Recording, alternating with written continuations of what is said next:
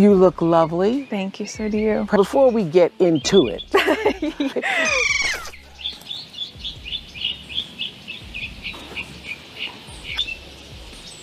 It does seem perfect, doesn't it? We can have a fresh start here. Lead a normal life and have babies. Can we? Can we rally him up here and finally have our own privacy? My love, I will do anything for your privacy. She thought the cameras had stopped rolling. But what came next could cost her everything. Meghan Markle is facing a $10 million lawsuit, a Netflix disaster, and a scandal so bold even her most loyal fans are walking away. But the real shock? This isn't just about bath salts or branding. It's about a truth she hoped would never surface. It's allegedly from the Duchess's do-it-yourself bath salt recipe. This is a recipe that Kinsey featured on her Netflix show. What else can you tell me about this?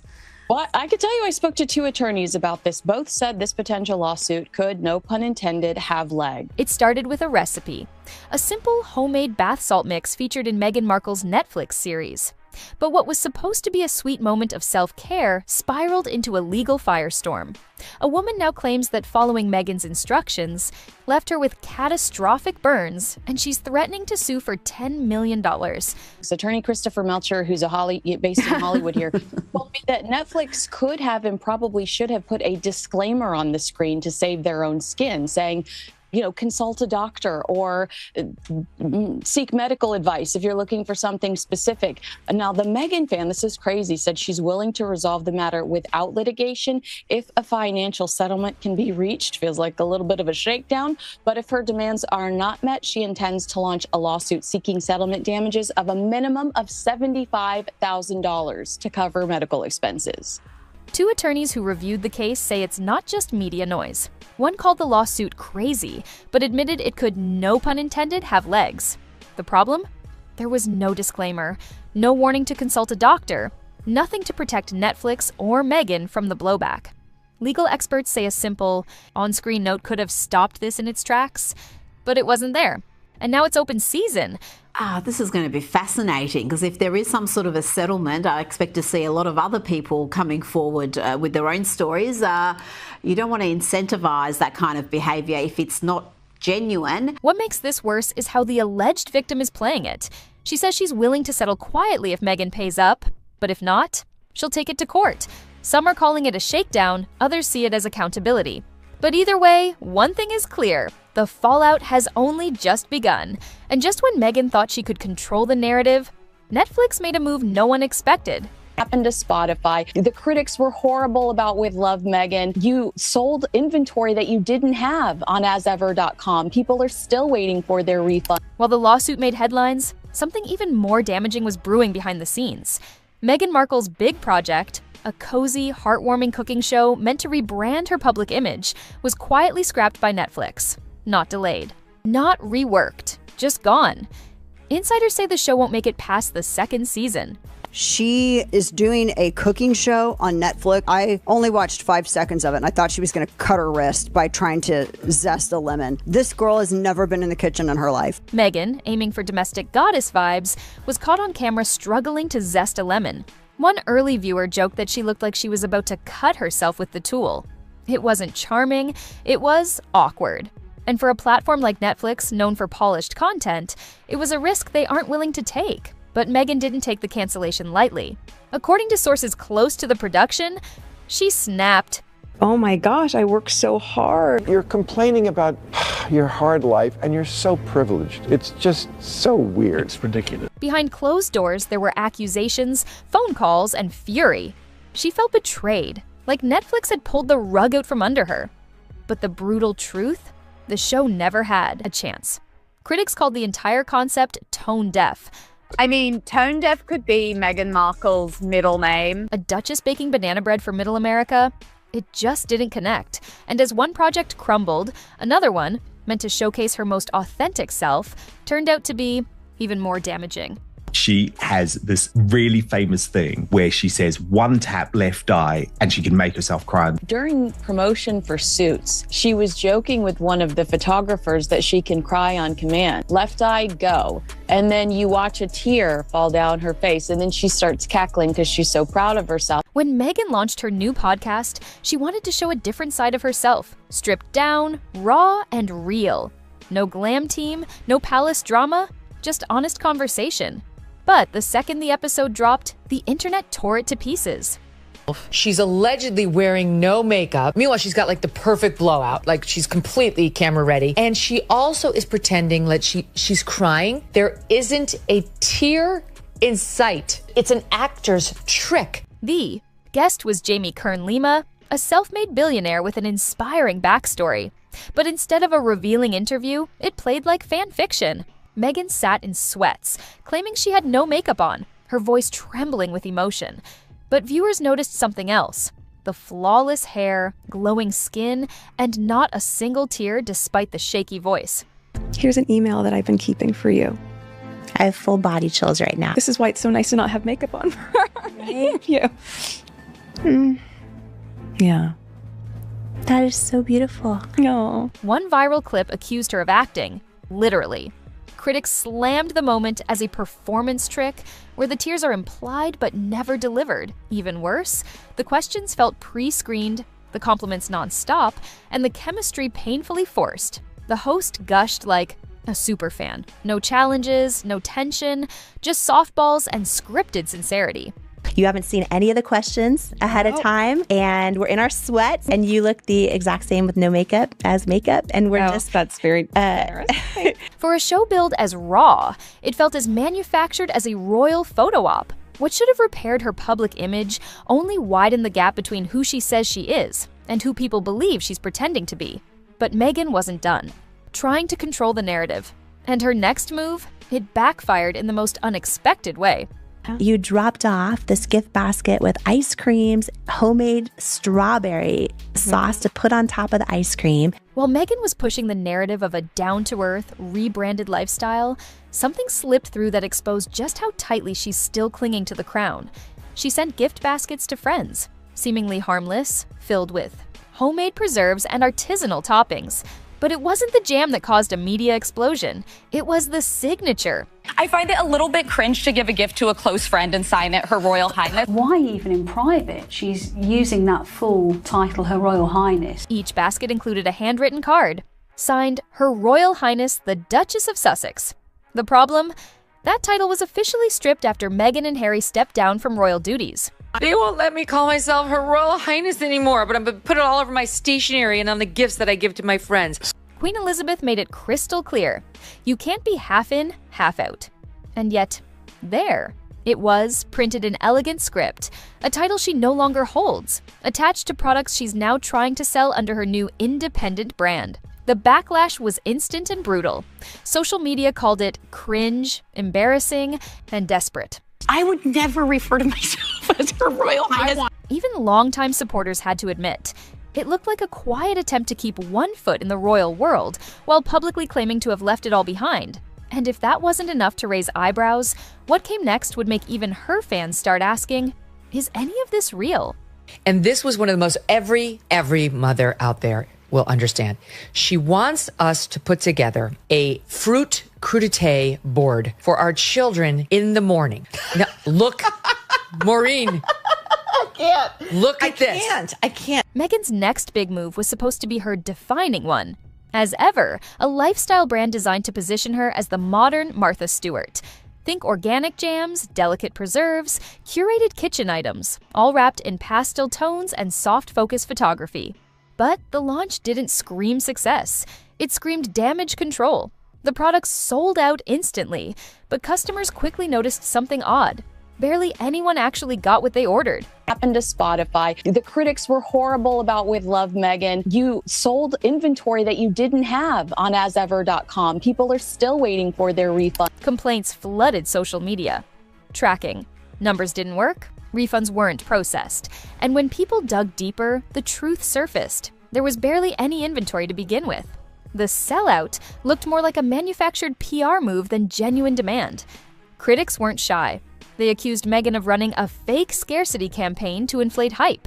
Work so hard. The moment that everything sells out, it doesn't mean that we're done. It means we're working on replenishment and what are the next SKUs and what's the next tranche of products and what's the timing on that and writing the newsletters and writing the social media captions and making sure that all that feels in line and what's the cadence of it. In this interview, she really goes on these tangents of talking about how stressful her day is. And when I was listening to it, I was thinking, no, that sounds like a normal day to me, Meghan. And it didn't help that prices were sky high. Handmade jam, jars going for luxury brand prices. The wholesome image clashed with what looked like a high-end cash grab. People weren't just disappointed, they felt duped. And the weirdest twist, Meghan started trademarking everything. Yoga mats, pet, bowls, tea towels, under the as ever name. The woman who once said she wanted privacy and purpose now looked like she was slapping a logo on anything she could monetize.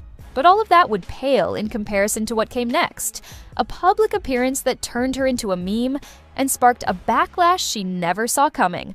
She didn't make the Times list of cool people, but she did get invited there because her agency probably bought her access. This is one of the goofiest things ever. The Time 100 Summit was supposed to be a turning point, Meghan's chance to reclaim her narrative on a global stage. Instead, it became one of her most mocked appearances to date. Not because of a major scandal, but because of what she said, and how painfully out of touch it sounded.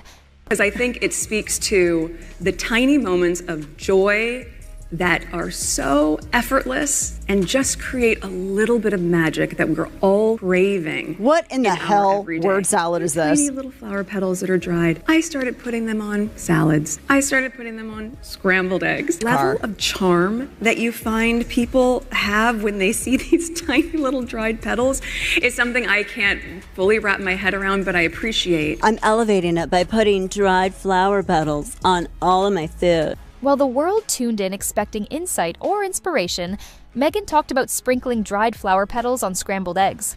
She called it a tiny joy we all crave. The internet responded instantly. Word salad. Memes exploded. Critics rolled their eyes. One viral post summed it up. She's talking like she's never made breakfast in her life. And it didn't. Stop there. Your voice is driving me crazy and I'm about to jump over there and put my fists down your throat. I love your Luke. Sorry, what's that? Your Luke. You look amazing. Your Luke. My Luke. My Luke. My look. She likes my Luke. Despite not being on the actual Time 100 list that year, she was still given a speaking spot. Many suspected her agency pulled strings to keep her visible, not because of merit, but to stay relevant. It looked less like a recognition of influence, and more like a desperate attempt to hold on to it. Meghan has always said that, she's got lots of staff around her, and we've heard lots of complaints from lots of people that have worked for Meghan. Former fans began turning away. The polished brand Meghan had spent years building, all soft lighting, vulnerability, and empowerment, suddenly looked hollow. Her efforts to be relatable now came off as disconnected. The carefully crafted image was cracking, and underneath it was someone who seemed more concerned with perception than authenticity. And just when it felt like things couldn't get more damaging, the voices from behind the scenes started speaking up. I don't like her. That's what everybody says. Yeah. Everybody who works for her quits. Everybody says she's a bully. She's very nasty. Not only is she incredibly controlling, but she's a bitch about it to everybody who works for her. When things inevitably start spiraling downward, she blames everyone but herself. As Meghan's public brand started to wobble, cracks behind the curtain split wide open. Former staffers, once silenced by NDAs and palace protocol, began speaking off the record.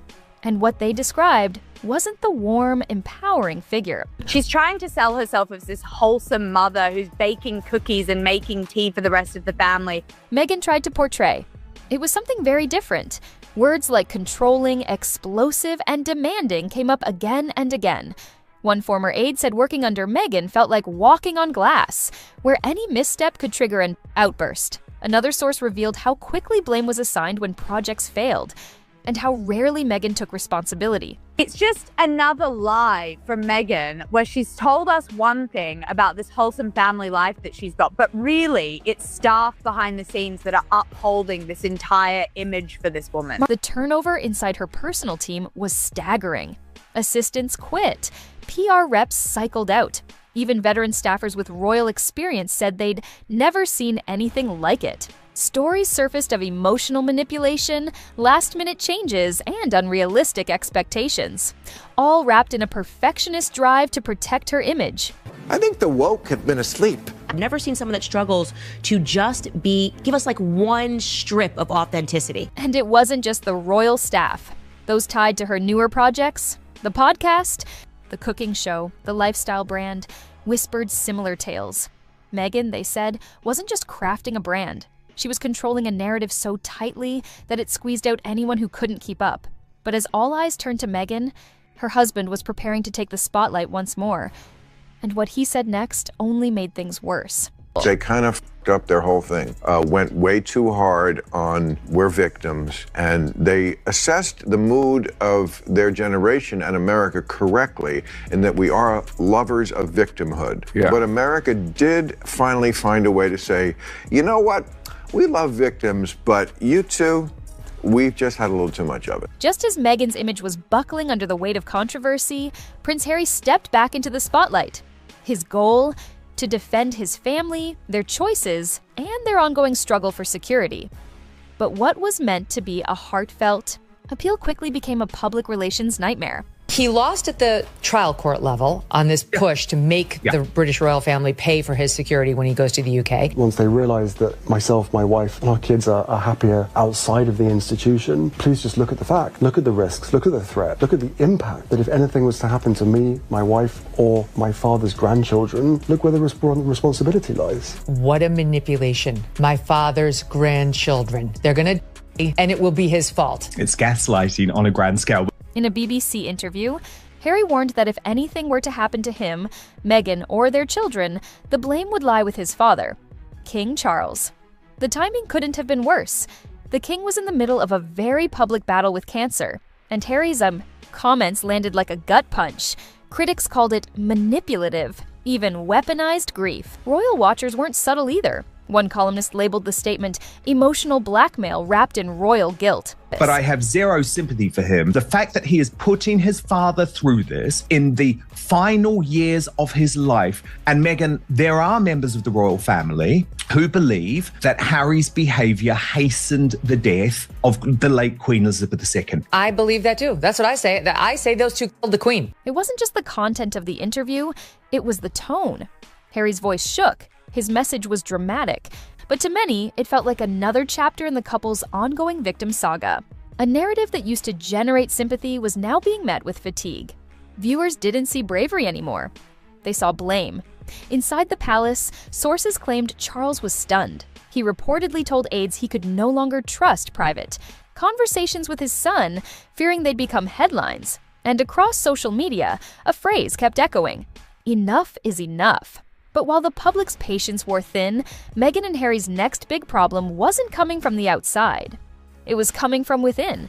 They want it both ways. These people were so mean to us and poor us, and we don't want all this attention. And then let me write a book about how much we don't want attention. For years, Meghan and Harry mastered the art of controlling their narrative. Heartbreak, betrayal, healing, repeat. But lately, that formula isn't landing the way it used to. In fact, it's starting to backfire. Across social media and mainstream media alike, one term keeps popping up: victim fatigue. But as soon as Meghan Markle made it absolutely clear that it was all about the moolah, it was all about the big bucks, it was all about trading off the royal name, but she was lining up these deals when she was still the Duchess of Sussex. She was in talks with Disney, she was in talks with the publishing companies, in talks with Netflix. At that point, the late Queen Elizabeth II, quite rightly, in my opinion, said, no, there is no half in, half out. So you go with our blessing, but you lose everything. Audiences who once sympathized with their royal exit and cheered their independence are now tuning out.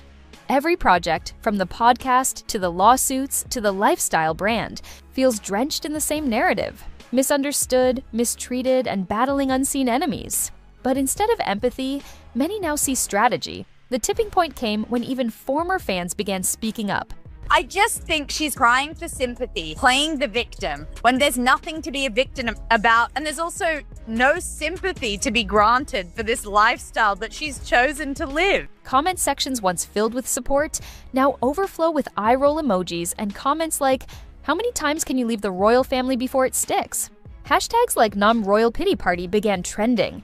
Even high-profile media figures who previously gave them the benefit of the doubt started pulling back, saying the emotional appeals felt more like marketing than truth.